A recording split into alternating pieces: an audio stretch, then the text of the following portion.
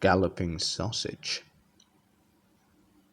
Duck was tired. He had been working hard and he needed to rest in the big shed, but James was blocking his way. "Go away," James hissed crossly. "You can't come in." "Why?" protested Duck.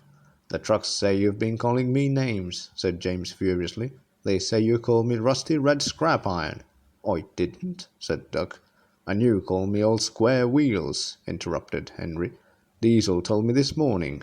"I haven't called any of you names," insisted Duck. "I think Davius Diesel is just telling tales to get me into trouble," Duck sighed. But James and Henry didn't believe Duck. Duck was sad and trundled away to spend the night in the siding.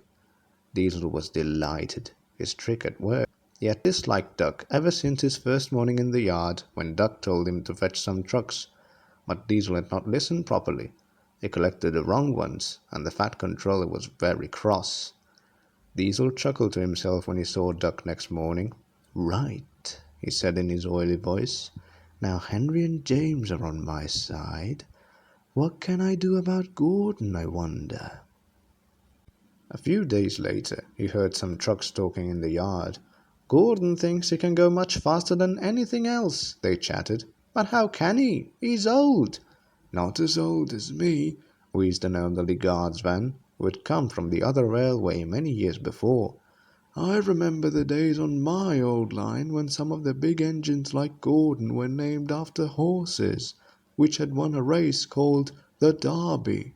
Lamberg was one, and Pretty Polly was another. What a silly name for an engine!" The trucks laughed. "Have you noticed," said a small truck, "that Gordon looks as though he's galloping when he's coming straight towards you? Just like a horse," he chuckled mischievously. "That's to do with the way his side rods are attached to his wheels," Diesel explained as he purred away. He thought about the truck's conversation that day as he shunted. Next morning the weather grew very hot. Heat waves shivered round the boilers of Henry and Gordon as they stood outside the shed. Henry had just had his water tank filled and was moving away from the water tower. Gordon did not need water, but he had to pass the water tower to get to the station. As he did so, water from the dripping water house splashed onto his boiler, which was so hot that the water sizzled and popped. "Just like sausages frying in a pan," remarked Diesel's driver. Diesel smiled to himself. He had just had an idea. "Do you know what Duck said about Gordon?" Diesel whispered to the trucks the next day. Before the trucks could reply, Diesel continued. "Duck says Gordon looks like a galloping sausage." The trucks tittered. "You shouldn't laugh," said Diesel sternly. "Duck was being very rude." But trucks don't care about good manners.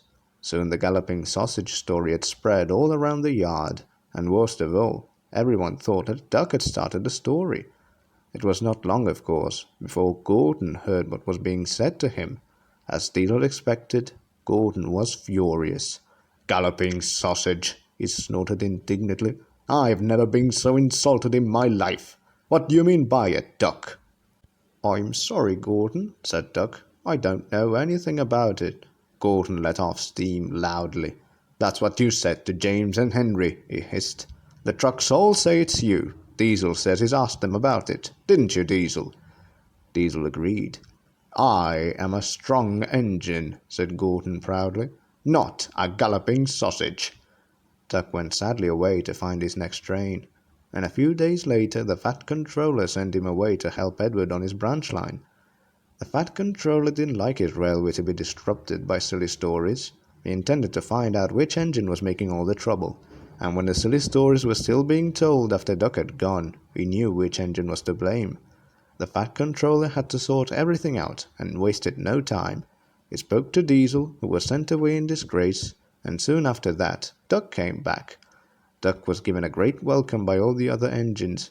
"We're sorry we didn't listen to you," they said. "Please forgive us." Duck did, of course, and now I'm glad to say all the engines are the best of friends again.